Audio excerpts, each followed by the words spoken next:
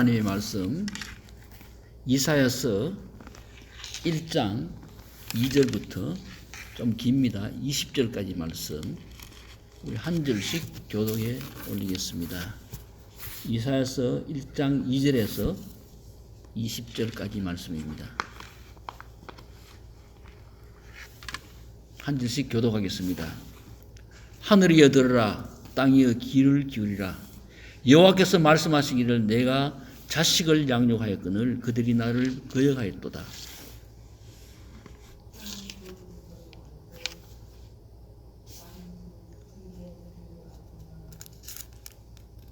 이사야서 1장 2절에서 20절까지 말씀입니다.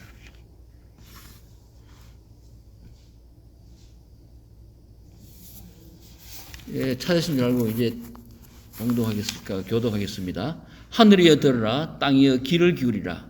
여호와께서 말씀하시기를 내가 자식을 양육하였거늘 그들이 나를 거역하였도다.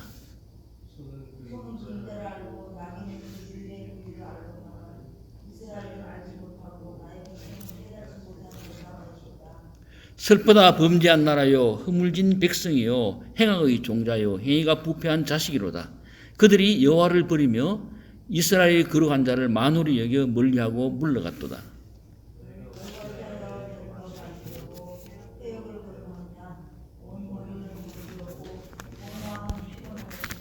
발바닥에서 머리까지 상한 것이 없이 상한 것과 터진 것과 쇠로 맞은 것 흔적뿐이거늘 그것을 짜며 사매며 기름으로 유하게 함을 받지 못하였도다.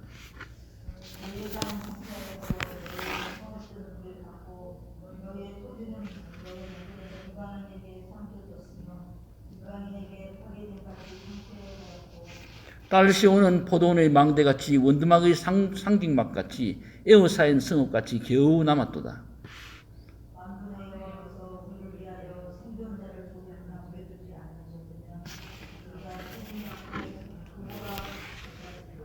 너희 소돔의 관원들아 여호와의 말씀을 들을지어다. 너희 고모라의 백성들아 너희 백성아 우리 하나님의 법에 귀를 기울일지어다.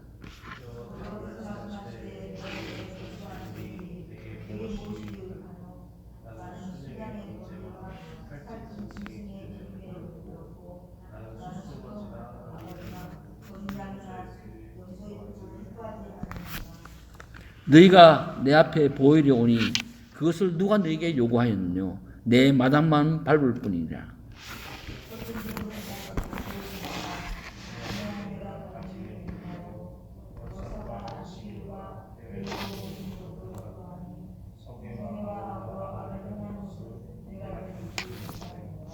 내 마음이 너희의 월삭과 정한 절기를 싫어하나니 그것이 내게 무거운 짐이라.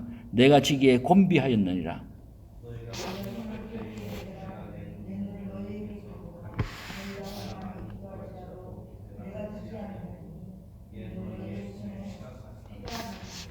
너희는 스스로 씻으며 스스로 깨끗게 하여 내 목전에서 너희 악업을 버리며 그 악행을 그치고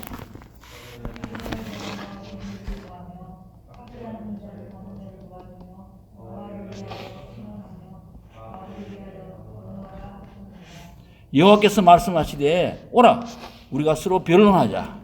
너희 죄가 주홍 같을지라도 눈같이 희어질 것이요 진홍같이 붉을지라도 양털같이 되리라.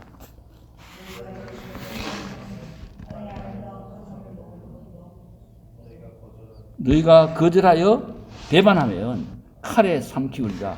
여호와 입의 말씀이니라. 아멘. 네, 상당히 시적이지요.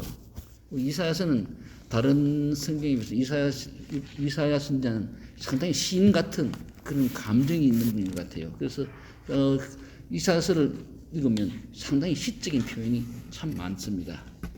에덴의 동쪽이라는 작품으로 노벨 문학상을 받은 미국의 소설가 존 스타인백은 현대인을 가리켜서 땅굴을 깊이 파고 밖에 나가서 먹을 것을 구해서 그 밖에 나가서 구한 것을 그 땅굴 깊은 자기 집으로 쏙 들어가서 그 안에서 자기 새끼들하고만 갈라먹고 또 장식이 떨어진 밖에 나와서 또 먹을 것을 구해서 싹 들어가는 생쥐에다가 비유했습니다. 현대를 단절의 시대라고 이야기합니다.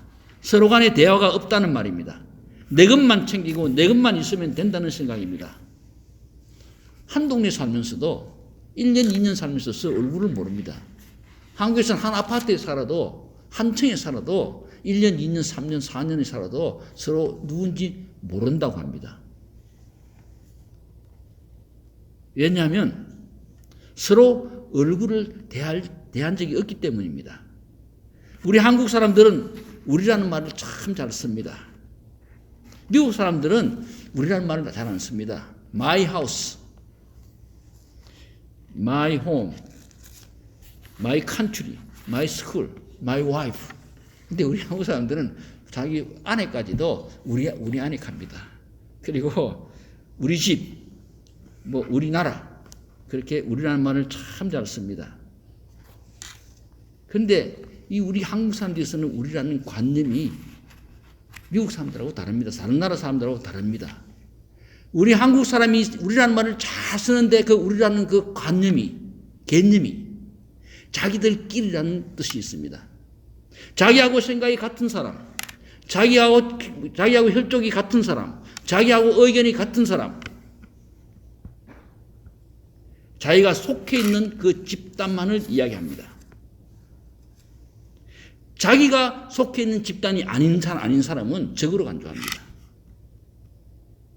이 우리라는 이 집단 속에 같이 못 들어가면 적입니다.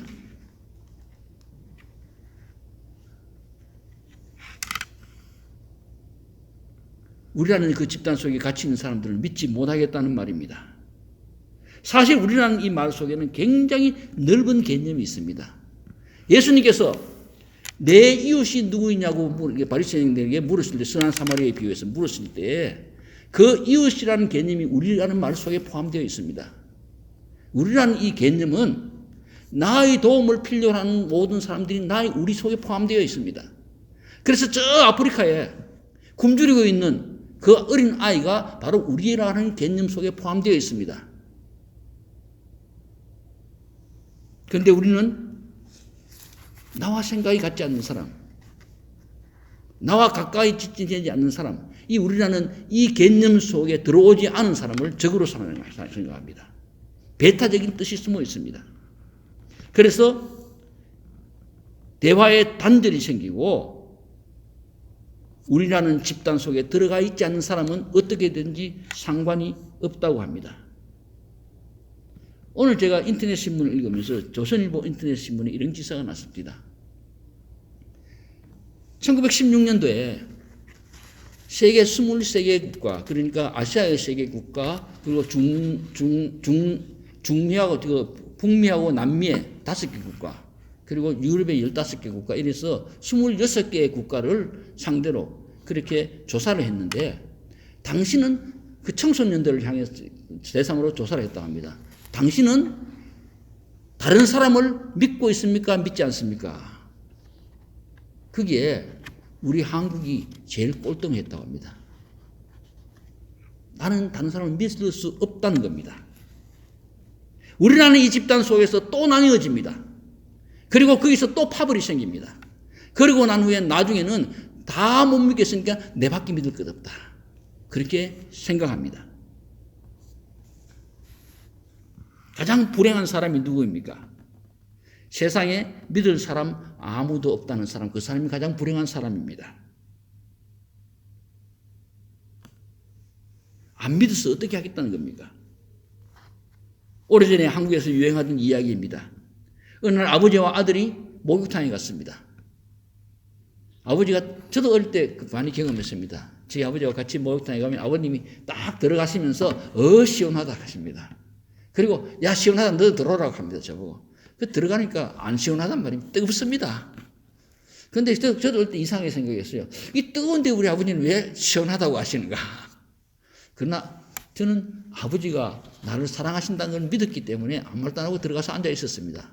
그런데 이 아들이 시원하다, 너 들어오라 하니까 아들이 들어가니까 뜨겁더란 말입니다. 뜨거우니까 탁 나오면서 하는 말이 이렇게 얘기한다. 세상에 믿을 놈 한 놈도 없네.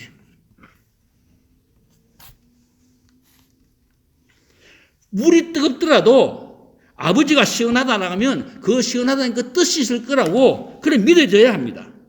왜냐하면 자기를 사랑하시는 아버지이기 때문입니다. 그런데 아버지를 향해서 세상에 믿을 놈 없다고, 아무도 없다고 하는 이런 사람은 누구와도 소통하지 못합니다. 스스로 벽이 있는 감옥 속에 자신을 가둬놓고 삽니다. 나도 다른 사람을 믿을 수 없고 다른 사람도 내 말을 믿지 않는다고 생각합니다. 아무도 사랑할 수도 없고 또 아무도 나를 사랑하지 않는다고 소통을 단절해버립니다. 마음과 마음이 소통되지 않고 닳아버린 사회는 죽어가는 사회입니다. 대화가 있어야 합니다.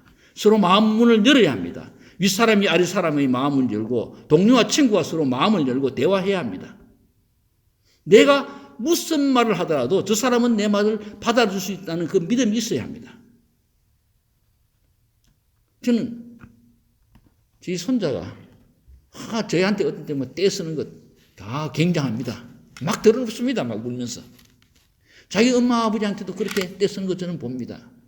그런데 그 손자가 다른 사람한테는 그렇게 못합니다. 왠 줄 아십니까? 내가 아무리 때를 쓰더라도 이 사람은 나를 사랑한다는 것. 내가 아무리 때를 쓰더라도 이 사람은 나를 버리지 않는다는 것. 이 사람은 나를 테이크케어 한다는 것을 믿고 있기 때문입니다. 다른 사람한테 그걸 하다가는 안 되지요. 그 믿음이 우리에게 있어야 합니다. 하나님 앞에서 그 믿음이 우리에게 있어야 합니다. 내가 무엇을 가지고 하나님께 찾아가더라도 하나님께서는 나를 받아주시고 하나님께서는 내 죄를 용서해 주시고 하나님은 나를 사랑하신다는 그 믿음 가지고 와야 합니다.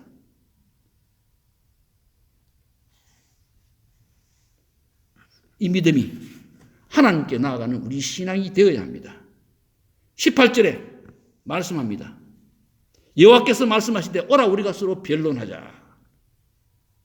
하나님과 대화하자는 겁니다. 너희 죄가 지능같이 붉을지라도 내게로 오라는 겁니다. 나하고 대화하자는 겁니다. 여기서 변론하자는 말씀은 하나님과 내가 누가 옳은가 서로 이야기하면서 서로 경쟁하자는 말씀이 아닙니다. 내하고 토론하자는 말씀이 아닙니다. 만약 이런 생각을 한다면 그것은 가장 큰 교만과 망령된 생각입니다. 내가 해결할 수 없는 문제. 하나님께 가져와서 하나님께 해결 안 받고 하나님의 뜻을 받들고 그것을 믿는 것입니다. 또 우리가 오해하기 쉬운 것 중 하나가 하나님과 동행한다는 말입니다.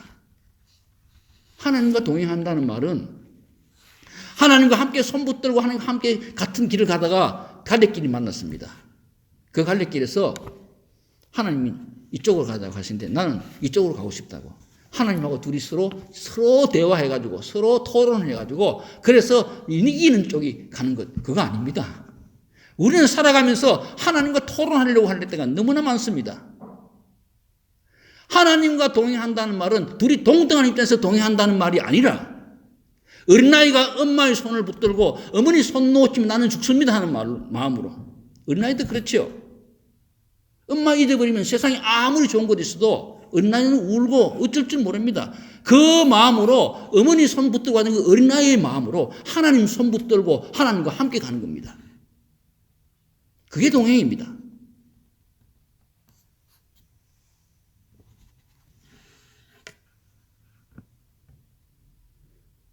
하나님과 동행하는 사람에게는 하나님께 왜라는 말이 없습니다.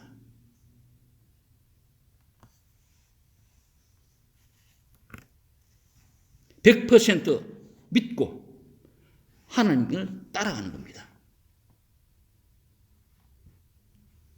비록 그것이 험한 골짜기일지라도 하나님은 나를 사랑하신다는 그 믿음 가지고 따라가는 겁니다.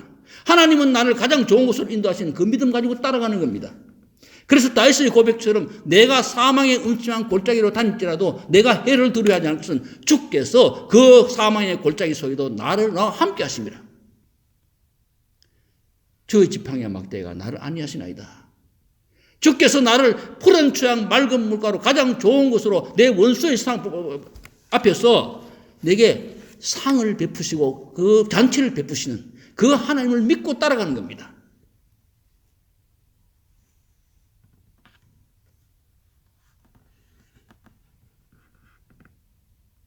이스라엘 백성들이 하나님 앞에 범죄했습니다. 그들에게 하나님이라는 단어가 없어서 하나님께 범죄한 것 아닙니다. 그들은 하나님을 섬긴다고 이야기했습니다. 그들에게 제사가 없어서 아닙니다. 그들은 제사를 드렸습니다.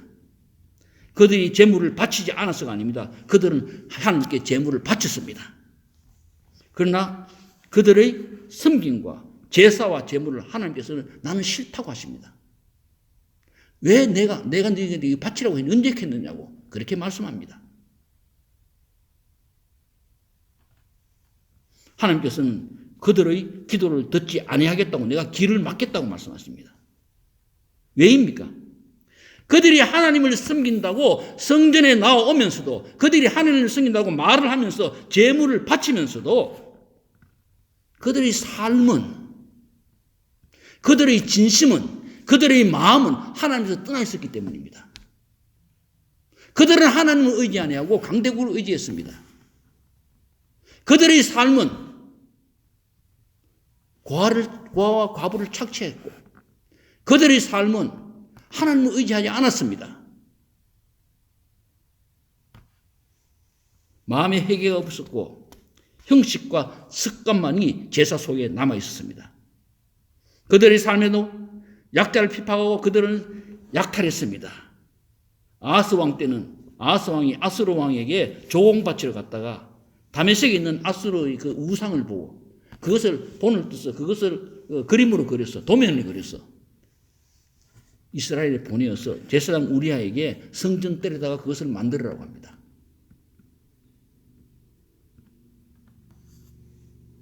거기서 제사를 지냈습니다. 하나님께서는 이런 유다를 향해 말씀합니다. 여호와께서 말씀하시되 너희 무수한 재물이 내게 무엇이 유익하뇨? 나는 수양의 번제와 살찐 짐승의 기름에 배불렀고 나는 수소장이와 어린 양과 수점수의 피를 기뻐하지 아니하노라. 너희가 내 앞에 보이려 오니 그것을 누가 너에게 요구하였느냐? 내 땅만 밟을 뿐이니라. 헛된 재물을 가져오지 말라. 분향은 나의 그 가정이 여기는 바요. 월삭과 안식일과 대로 모이는 것도 그러하니 성회와 아울러 악을 행하는 것을 내가 견디지 못하겠노라.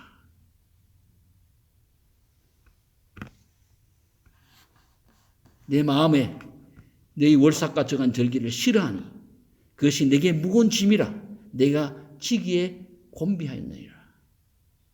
너희 재물이 내한테 짐이라고 합니다. 누가 너희들에게 재물 가져오라고 한다고 합니다. 그것을 나는 가정이 여긴다고 합니다. 너희들이 성회로 모이지만 그것은 내게는 악을 행하는 것 같다고 이야기하십니다. 네 손에 피가 가득하다고 말씀하십니다.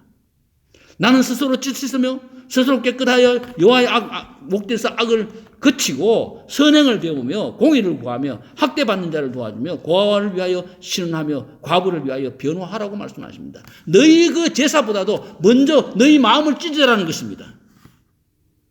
너희가 교회 하나님 성전에 와서 제사 드리는 그것 하기 전에 먼저 너희 삶을 고치라는 겁니다.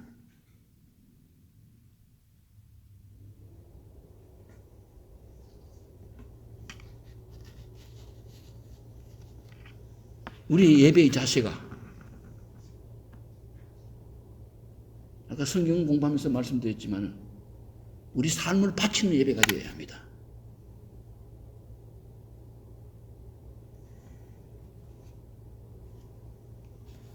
유다 백성들은 하나님의 이름을 부르나 하나님을 진정으로 의지하지 아니했고 하나님은 절대적으로 믿는 믿음이 없었습니다. 요한복음 4장에서 수가성 우물가에서 예수님께서는 우물을 길러 온 수가성 여인에게 말씀하십니다. 진정한 예배를 드리라고. 신령과 진정으로 예배를 드리라고 말씀하십니다. 그러나 그 당시 이스라엘 백성들에게는 신령과 진정이 없었습니다. 형식과 관습만이 남았습니다.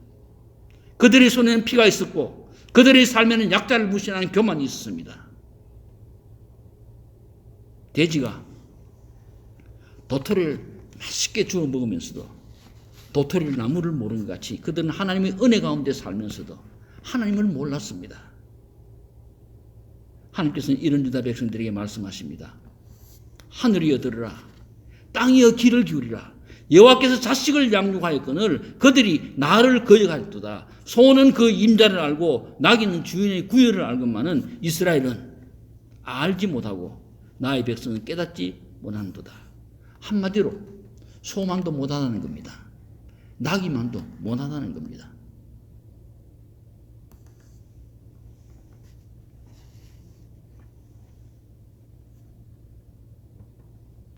이는 진정한 하나님의 사랑에 대한 감사가 없었습니다. 유다 백성들은 하나님에 대한 사랑이 없었습니다. 이웃에 대한 사랑도 없었습니다. 형식과 습관만이 남았습니다.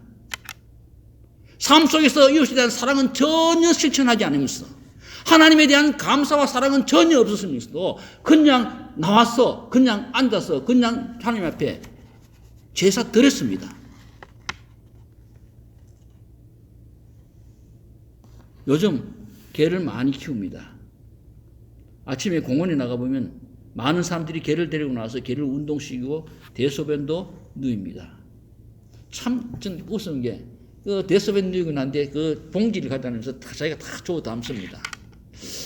저는 보면서 사람한테 저래 하라 하면 하겠느냐 이런 생각이 듭니다. 그래서 물어봤습니다. 개를 왜한테 왜 그렇게 잘하느냐고, 왜 개를 키우느냐고 그렇게 물으니까 한 분이 이야기하는 말이 있었습니다. 내가 퇴근하고 집에 들어가서 문 딱 열면 제일 먼저 딸려 나오는 게 개라고. 꼬리를 흔들며 반가워서 달려온다고 합니다. 그리고 개는 절대로 배반하지 않는다고 합니다. 아무리 무섭고 사나운 개라도 조그마한 어린아이인 자기 주인에게는 꼼짝도 못합니다. 주인을 알기 때문입니다.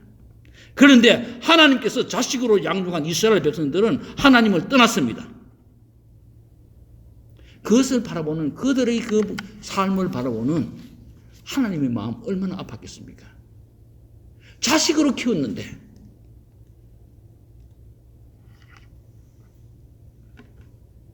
그런 그들을 하나님은 끝까지 사랑하십니다.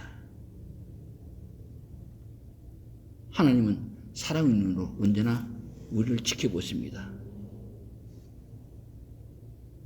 우리가 죄를 지었을 때도 하나님께서는 사랑의 눈으로 안타까워하시면서 우리를 지켜보고 계십니다. 하나님의 사랑은 언제나 그럼에도 불구하고의 사랑입니다. 그러므로의 사랑이 아닙니다.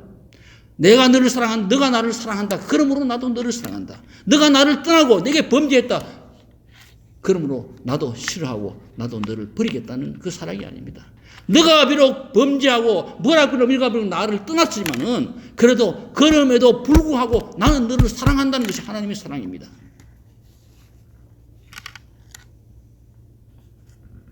나는 끝까지 너를 사랑한다는 것입니다. 예수께서 십자가의 보혈로 십자가에 돌아가시기까지 우리를 사랑하신 그 사랑은 영원히 변함없는 우리의 사랑입니다. 하나님의 사랑입니다.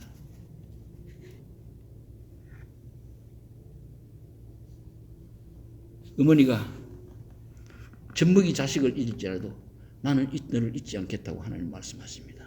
내가 너의 이름을 내 손바닥에 새겼다고 말씀하십니다. 비록 내가 너의 범죄로 인해서 내가 채찍을 들어 회초리를 들어서 너를 때릴지라도 거기에는 말할 수 없는 사랑이 있다는 것입니다. 호세아 6장 1절에 말씀합니다. 오라 우리가 여호와께 돌아가자. 여호와께서 우리를 찢으셨으나 도로 낫게 하실 것이고 우리를 치셨으나 삼해 주실 것이라. 어찌하여 너희가 매를 더 맞으려고 더욱 패가느냐. 사랑의 하나님께서는 이스라엘 백성들이 죄를 짓고 또 죄를 짓고 하나님을 떠났을 때 사랑의 매를 드셨습니다. 치셨습니다. 이스라엘은 벌써 매를 맞았습니다. 살갗이 터졌습니다. 피가 났습니다. 르신이 침범했고 아수르가 침범했고 그리고 아람이 침범했습니다. 그리고 그 당시 최강대국 있는 아수르는 북쪽 이스라엘을 완전히 위협해서 나중에는 멸망시켜버렸습니다. 그리고 히스기야 때는 쳐들어와서 이스라엘, 유다를 쳐들어와서 온 국토를 황폐화시키고 예루살렘 성만 남겨서 포위했습니다. 하나님께 맞았습니다.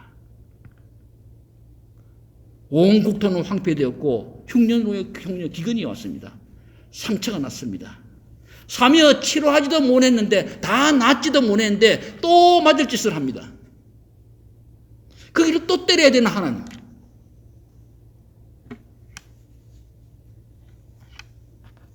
때리라 키로 때릴 곳이 없습니다. 다 맞았습니다. 거기를 또 때리셔야 하는 하나님의 마음 얼마나 아팠겠습니까? 맞는 자가 아픈 것이 아니라 때리는 자가 아픕니다.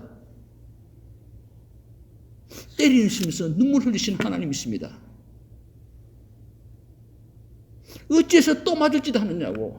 너 맞은 상처 다 낫지도 않는데 또 맞을 짓을 하느냐고.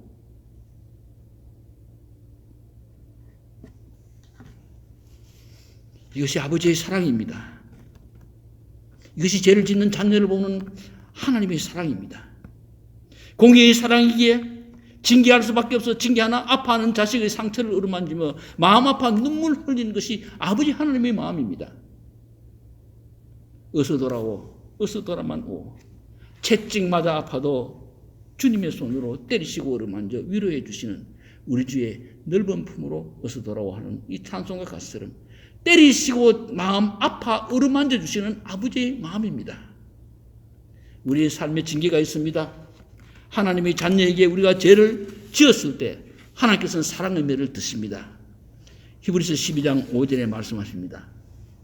내 아들아, 주의 징계하심을 경히 여기지 말며 그에게 꾸지람을 받을 때 낙심하지 말라. 주께서 그 사랑하신 자를 징계하시고 그 받으시는 아들마다 채찍질하십니다.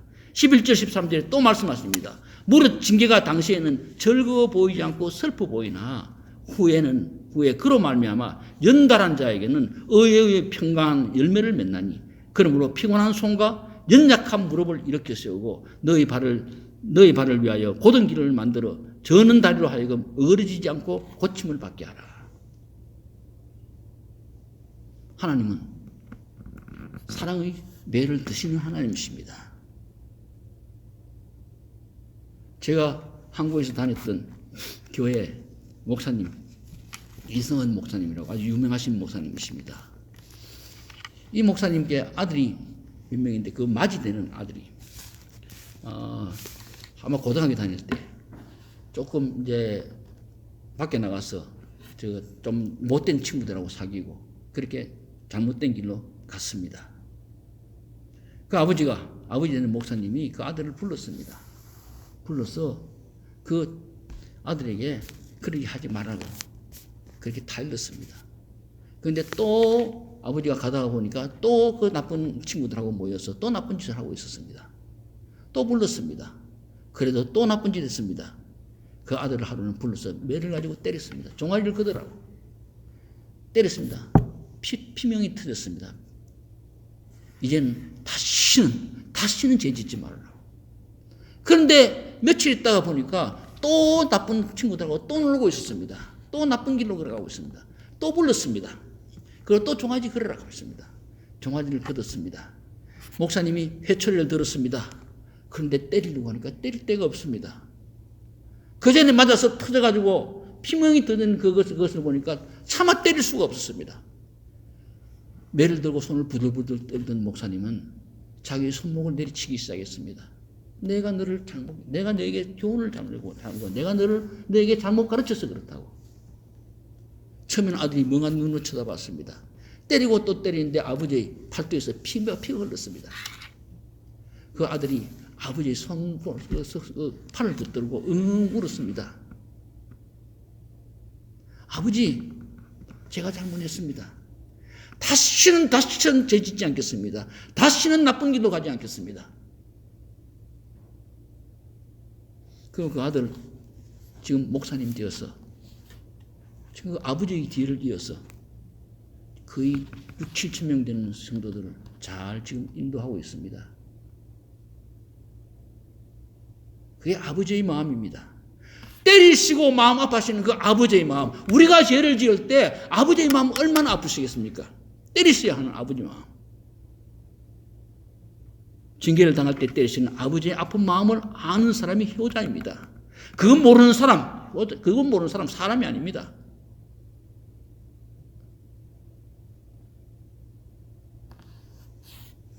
아버지의 마음을 아는 자식은 또 죄 짓지 않습니다. 징계당하고도 아픈 다리 가지고 또 죄를 지을 때 때리셔야 하는 아버지의 마음 얼마나 아프겠습니까? 패역한 이스라엘 백성을 향하여 또 징계의 매를 드셔야 하는 하나님께서는 애절한 마음으로 이스라엘을 향해 말씀합니다. 오라, 우리가 서로 변론하자. 너희 죄가 주홍 같을지라도 눈과 같이 휘어질 것이요 진홍 같이 붉을지라도 양털같이 되리라. 이제 하나님께로 돌아오라는 겁니다. 너희 모든 죄 하나님 앞에 내어놓고 회개하라는 겁니다. 우리 자신을 한번 돌이켜 봅시다.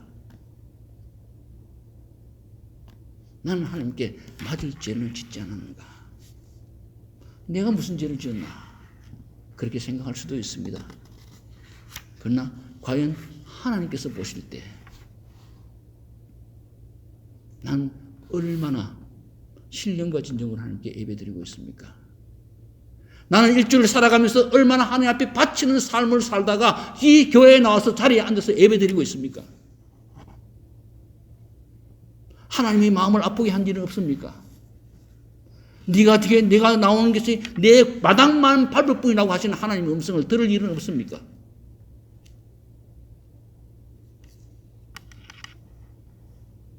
하나님 앞에 나와서 회개합시다. 한국의 첫 번째 부흥운동이었던 평양의 대성의 평양 대부흥운동은 길선주 목사님, 그 당시에는 목사님 아니었습니다. 길선주 목사님의 회개운동으로부터 시작되었습니다. 길선주 목사님은 자기 친구가 죽으면서 유언으로 남겨둔 유산을 정리하는 과정에서 돈을 조금 착복했습니다.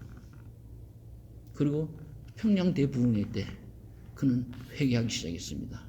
그는 모든 사람들이 우르르 보는 장로님이었습니다. 근데 그는 앞에 나와서 회개했습니다. 나는 도둑놈입니다. 나는 아간 같은 도둑놈입니다. 나는 내 친구의 돈을 착복했는 아간 같은 도둑놈입니다. 내일 가서 그 돈을 다 내가 돌려드리겠습니다. 그리고 회개했습니다. 그 회개의 불길이 일어나서 전 평양을 뒤엎었고 그 회개의 물결이 온 전국을 휩쓸었습니다. 회개해야 합니다. 아버지 하나님 앞에 회개해야 합니다. 너희 죄가 부엉같이 붉을지라도 양털같이 희게 되고 흰 눈같이 희게 될 것이라고 하나님께서는 말씀하고 계십니다.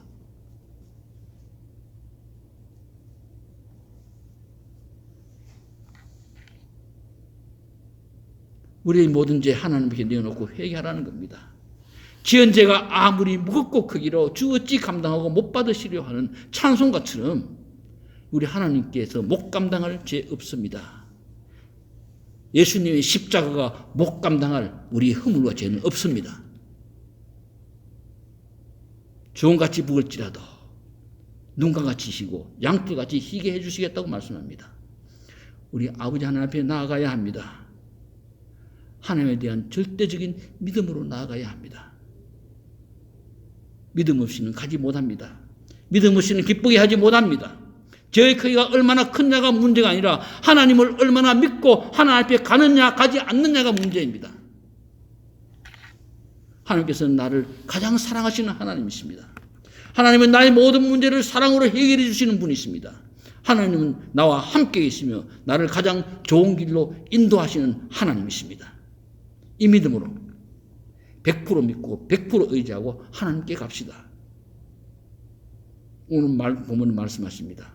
너희가 절겨 순종하면 땅의 아름다운 소산을 먹을 것이요 너희가 거절하여 배반하면 칼에 삼키우리라. 여호와 이브의 말씀이니라. 이제 우리 매일매일 우리의 삶이 하나님께 나아가서 하나님 만나는 삶 삽시다. 넘치는 하나님에 대한 감사가 우리에게 있어야 합니다. 내 마음속에 얼마나 하나님에 대한 감사가 있습니까? 내 마음속에 구원의 기쁨이 매일매일 넘치고 있습니까?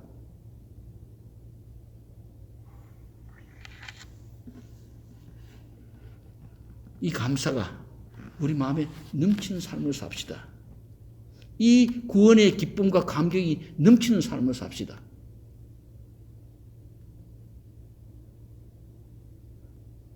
그리고 하나님 앞에 우리 모든 문제를 내어놓고 하나님을 의지하며 삽시다.